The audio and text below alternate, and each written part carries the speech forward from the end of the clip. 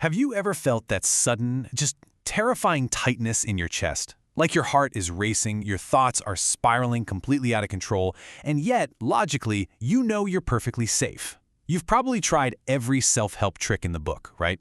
You've spent hours meditating, you've done deep breathing until you're literally blue in the face, but the anxiety just kind of stays. It's like this heavy, wet blanket you just can't shake off. Well, look, I want you to know right off the bat, if this sounds at all familiar, you are absolutely not alone. The frustration of trying so incredibly hard and getting zero results, that is entirely valid. So in today's explainer, we're going to roll up our sleeves and unpack the actual science and psychology behind why your anxiety feels so incredibly stubborn. Have you tried everything but failed? Man, it's a heavy question, isn't it? But here's the thing. Millions of people feel this exact same frustration every single year. And let's get one thing straight. You haven't failed because you aren't trying hard enough. No way. Today, we're going to debunk some major behavioral myths and uncover the really fascinating neurobiology behind why anxiety actually persists. We're going to walk through 7 scientifically backed reasons why your anxiety hasn't healed, and more importantly, how finally understanding your brain's mechanics can point you in the right direction. All right, let's dive right into Section 1, Behavioral Myths. We're looking at how the avoidance cycle and safety behaviors trap us in a loop. So reason number 1 is what we call the avoidance cycle. Let's say, for example, you're absolutely terrified of speaking in public, or maybe going into a crowded place. So what do? You cancel the plans. You go home early. And boom, you get instant relief. It feels great for a second, but here is the absolutely crucial point. That temporary relief acts as negative reinforcement for your brain. Your brain literally jots down a little note saying, okay, we survived because we avoided that place. Because of this, the very next time you face that trigger, your fear is going to be exponentially stronger. By avoiding the trigger, you're actually denying your brain the chance to experience what neuroscientists call fear extinction, which is just a fancy way of saying the process where your brain learns that a situation is actually totally safe and manageable. And that brings us to reason number 5, which is super closely tied to avoidance, relying on safety behaviors. Basically, these are psychological crutches. Maybe you only leave the house if you've got your anti-anxiety pill stashed in your bag, or you carry a specific water bottle everywhere. Or maybe you constantly ask your partner, "Are you mad at me? Is my heart beating too fast?" Sure, you get a quick little hit of reassurance, but I gotta tell you, it's a total trap. Relying on these props secretly tricks your brain into believing that you are incredibly fragile. You're basically telling your nervous system, hey, I cannot survive without these aids.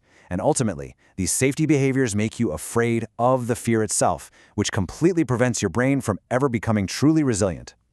Moving right along to Section 2, Cognitive and Trauma Realities. Here we'll unpack trauma and what's known as safety lag. Now, reason number 2 is a massive eye-opener. So many of us self-diagnose with standard generalized anxiety disorder, which is usually all about future what-ifs.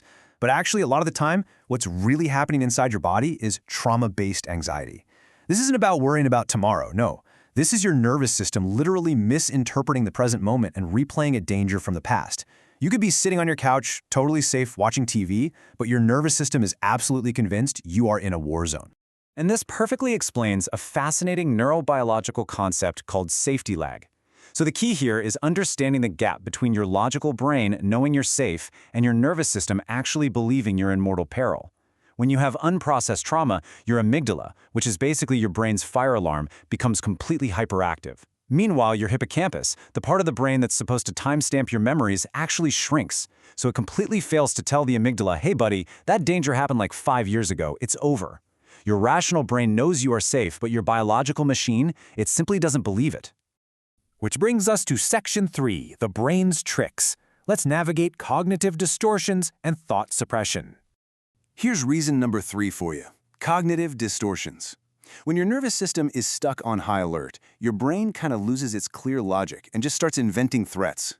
You might experience catastrophizing. That's when you instantly jump to the absolute worst-case scenario. Like, oh, if I mess up this one presentation, I'm going to get fired and my life is totally over. Then there's mind reading, where you are absolutely 100% convinced everyone in the room is judging you, even without a single shred of evidence. And then there's all or nothing thinking, where anything less than absolute perfection is a total failure. These distortions are constantly triggering false alarms in your body. And as long as you buy into these lies, your body is going to react as if they are absolute reality. Okay, I have a quick challenge for you right now. Do not, I repeat, do not think of a pink elephant. Seriously, whatever you do, banish the image of a big pink elephant from your mind. Well, What just happened? You're picturing it right now, aren't you? This perfectly illustrates reason number 4. It's called the pink elephant effect, or cognitive rebound. So many of us are told by well-meaning friends to just snap out of it or just stop thinking negative thoughts. But clinical research proves that thought suppression is a massive, massive mistake. See, when you desperately try to fight or suppress an anxious thought, you're actually waving a giant red flag at your brain, telling it that this thought is highly dangerous. The harder you fight it, the more it comes back to haunt you. The actual clinical solution here, which we see in things like acceptance and commitment therapy, is to just observe the thought without judgment. When you simply accept the thought's presence instead of wrestling with it, you strip away all its emotional power. Remember this, the thoughts you resist are the ones that persist. All right, on to section 4, modern aggravators. Let's look at the harsh reality of digital era stress. Reason number 6 is modern digital stress. You know, social media algorithms are literally designed like casino slot machines. They feed you these unpredictable little spikes of dopamine. Combine that with doom scrolling through terrible news, and you've created a recipe for chronic psychosocial stress. This digital chain reaction directly activates your brain's HPA axis, which is basically the system responsible for stress. Suddenly, your body gets flooded with cortisol, the stress hormone. Your autonomic nervous system gets locked into a sympathetic, high-alert state, making it biologically impossible to truly just chill out and wind down. And honestly, the digital stress doesn't even stop there. The blue light from your screens actively suppresses melatonin, completely ruining your circadian rhythm, so you lose sleep. And here's the kicker. When you are sleep deprived, a very specific, crucial part of your brain weakens, the prefrontal cortex.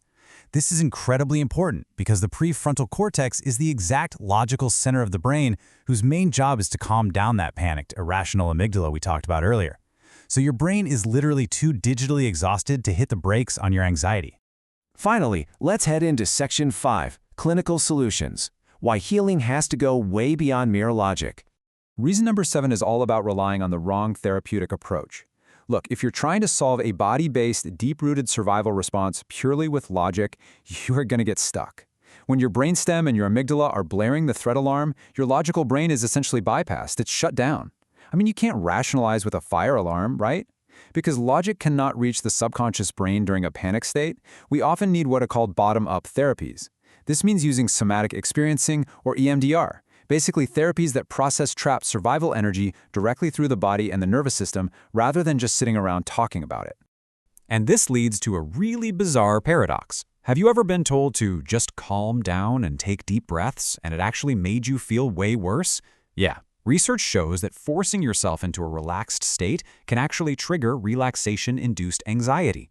Think about it for a second. If your primitive brain is absolutely convinced there is a literal tiger in the room with you, and you try to drop your guard and relax your muscles, well, your brain interprets that as a life-threatening mistake, so it spikes your anxiety even higher just to keep you safe. You cannot force calm. You have to gently, slowly signal safety to the nervous system over time.